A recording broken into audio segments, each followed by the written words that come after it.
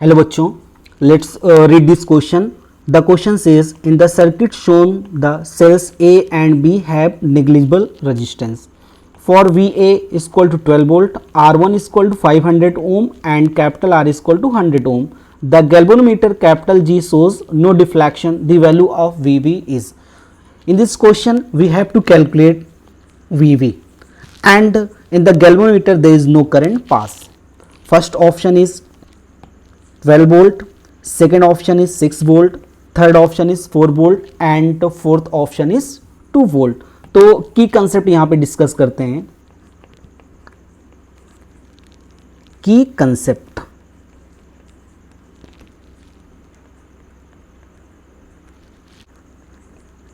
If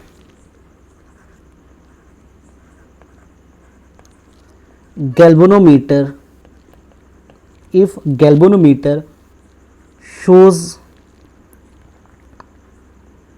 no deflection, if galvanometer shows no deflection,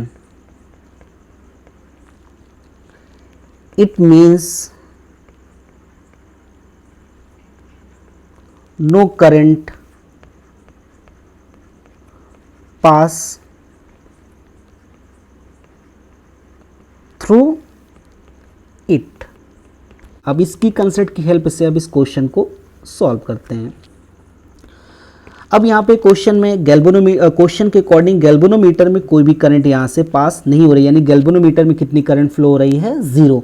अगर galvanometer में zero current flow हो रही है तो यहाँ से जो करंट निकलेगी VA से, सेल VA से जो करंट निकलेगी वो R1 से पास होगी. उसके बाद R1 के पास होने के बाद ये कैपिटल R के थ्रू पास होके फिर से ये वापस लौट के आ गई. इसका मतलब ये हुआ कैपिटल R1 और कैपिटल R दोनों सीरीज कॉम्बिनेशन में हो गए. अगर दोनों सीरीज कॉम्बिनेशन में हो गए तो नेट करंट हम यहाँ से कैलकुलेट कर सकते हैं ओम लॉ से. तो सबसे पहले यहाँ पे R नेट निकालते हैं. तो R नेट की जो वैल्यू हो जाएगी R1 प्लस कैपिटल R दोनों सीरीज कॉम्बिनेशन में है और R1 की वैल्यू क्वेश्चन में है 500 प्लस कैपिटल R की वैल्यू है 100. तो R नेट यहाँ पे कितना आ जाएगा 600 ओम. ये R नेट हमने कैलकुलेट कर लिया. अब ओम्स लॉ से हम यहाँ पे करंट को कैलकुलेट कर सकते हैं. तो I इक्वल टू यहाँ से हो जाएगा V divide by R net. तो यहाँ से जो करंट फ्लो हो रही है तो इसका वोल्टेज यहाँ पे गिवन है VA. तो VA की वैल्यू यहाँ पे क्वेश्चन में कितनी गिवन है 12 वोल्ट. ये VA की वैल्यू यहाँ पे है 12 वोल्ट और इसको यहाँ से पुट कर देंगे, ये हो जाएगा 12.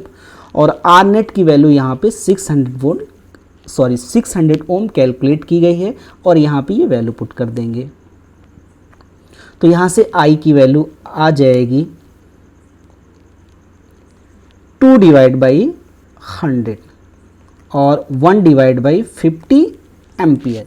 तो ये करंट R1 और R के क्रॉस ये पास हो रही है, यानी कैपिटल R1 और R दोनों सीरीज कॉम्बिनेशन में है. यहाँ पे कितनी करंट पास हो रही है 1 डिवाइड बाई 50. अब इसके क्रॉस अगर हमें वोल्टेज कैलकुलेट करना है तो ये कैपिटल R और ये दोनों पैरेलल कॉम्बिनेशन में है. तो कैपिटल R के क्रॉस हम वोल्टेज पहले कैलकुलेट करते हैं.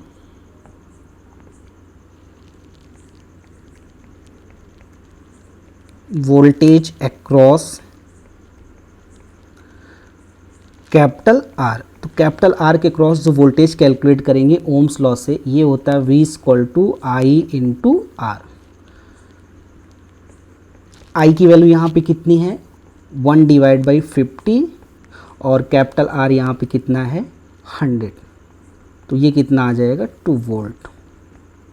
तो यहाँ से V की वैल्यू कितनी आ गई 2 वोल्ट.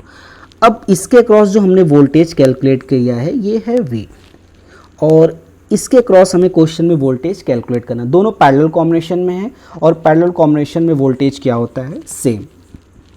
तो यहाँ से जो V की वैल्यू आ जाएगी, VB की जो वैल्यू आ जाएगी वो V की इक्वल हो जाएगी क्योंकि दोनों पैरेलल कॉम्बिनेशन में है. ये इसके क्रॉस वोल्टेज और ये दोनों पैरेलल कॉम्बिनेशन में है. तो VB के क्रॉस जो वोल्टेज हो जाएगा वो हो जाएगा यहाँ पे 2 volt. So final answer is 2 volt and fourth option is the correct option. Hope you understood it well. Best of luck.